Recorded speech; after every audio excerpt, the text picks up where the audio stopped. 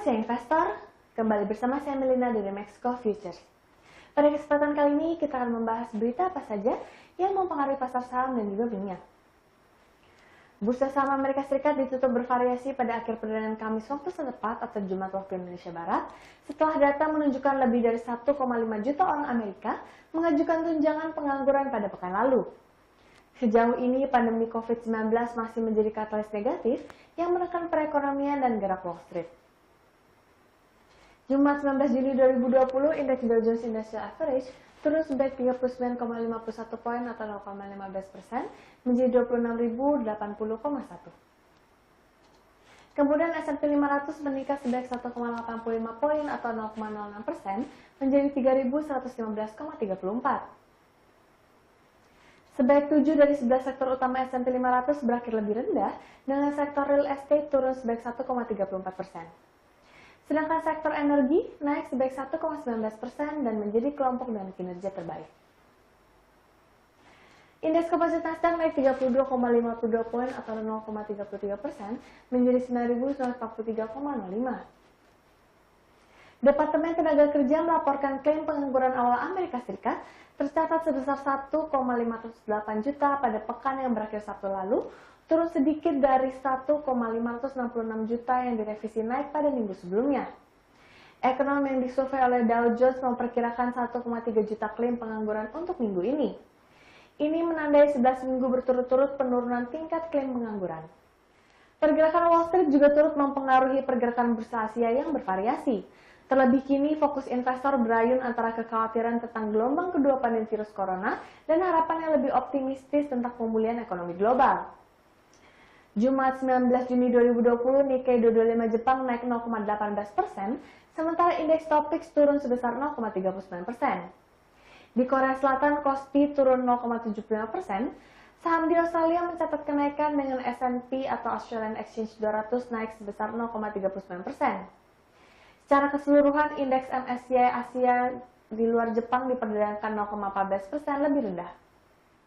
Fokus investor pada hari Jumat kemungkinan tetap pada perkembangan seputar kebangkitan virus corona di beberapa tempat, dengan 4 negara bagian di Amerika Serikat melaporkan catatan lonjakan dalam beberapa kasus. Di China, kekhawatiran tentang gelombang kedua pandemi mereda karena seorang ahli medis mengatakan Beijing telah membawa wabah terbaru di bawah kendali. Namun, infeksi yang terus meningkat di seluruh dunia terus mengilhami pembelian emas yang aman, mendorong logam mulia mendekati level tertinggi 1 minggu di awal sesi. Sebelumnya muncul kekhawatiran akan gelombang kedua pandemi virus corona telah menekan pergerakan indeks dan juga ekonomi secara menyeluruh. Peningkatan cepat dalam kasus virus corona baru di beberapa negara bagian Amerika Serikat telah menimbulkan pertanyaan tentang pemulihan ekonomi. Lebih dari 2 juta kasus telah dilaporkan di Amerika Serikat dengan lebih dari 117.000 angka kematian pada Rabu sore kemarin. Ketua Federal Reserve Amerika Serikat Jeremy Powell mengatakan masih ada ketidakpastian yang signifikan terhadap kekuatan pemulihan ekonomi Amerika Serikat. Powell memperingatkan bahwa penurunan ekonomi berkepanjangan dapat semakin memperluas kesenjangan dan kesejahteraan ekonomi. Sentimen juga terangkat oleh laporan Bloomberg bahwa Gedung Putih menyiapkan proposal infrastruktur senilai 1 triliun US dollar. Proyek yang digarap meliput jalan, jembatan hingga infrastruktur teknologi komunikasi nirkabel 5G. Ketua Federal Reserve Jeremy Powell memberikan testimoni semi tahunan kepada Senat. Pengumuman Bank Sentral Amerika Serikat tersebut mengenai rencana pembelian obligasi swasta di pasar sekunder turut memacu penguatan Wall Street pada hari Selasa dan Rabu kemarin. Sedangkan di bursa lokal, analis memprediksi hari ini IHSG berpotensi melemah. Indeks hari ini akan bergerak di zona merah dan diperdagangkan di level support hingga resistance 4.837 hingga 5.021.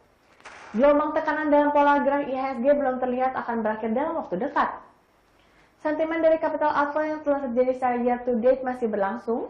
Selain itu, fluktuasi harga komoditas dan nilai tukar rupiah turut membayangi pergerakan IHSG hingga saat ini. Namun, momentum koreksi wajar masih dapat dimanfaatkan sebagai peluang oleh para investor untuk melakukan akumulasi pembelian dengan target jangka pendek. Beralih ke berita komoditas, harga minyak dunia akhirnya menguat pada Jumat hari ini waktu Indonesia Barat. Hal ini dipicu kepatuhan Organisasi Negara Pengekspor Minyak atau OPEC dan sekutunya untuk memangkas produksi sebesar 9,7 juta barel per hari. Meski begitu, pasar tetap khawatir gelombang kedua virus corona yang terjadi di Amerika Serikat dan China. Berdasarkan data Bloomberg pukul 7.30 waktu Indonesia Barat, harga minyak jenis Brent untuk kontrak pengiriman Agustus 2020 naik 0,22% ke level $41,60 per barrel. Sedangkan harga minyak jenis West Texas Intermediate untuk kontrak pengiriman Juli turun 0,33% ke level $38,97 per barrel. Panel OPEC pada pertemuan kemarin menekan negara-negara sekutu seperti Irak dan Kazakhstan untuk tetap mematuhi pemotongan minyak yang lebih besar. Organisasi tersebut juga kemungkinan memperpanjang pemotongan produksi mulai Agustus 2020. Meskipun Subari terus menyebutkan pertemuan itu tidak direkomendasi memperpanjang pemotongan hingga Agustus.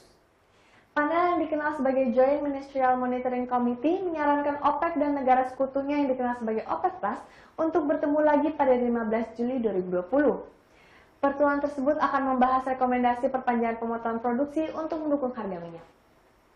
Sekian berita seputar saham dan minyak untuk hari ini. Saya Melina pamit undur diri. Terima kasih dan sampai jumpa lagi.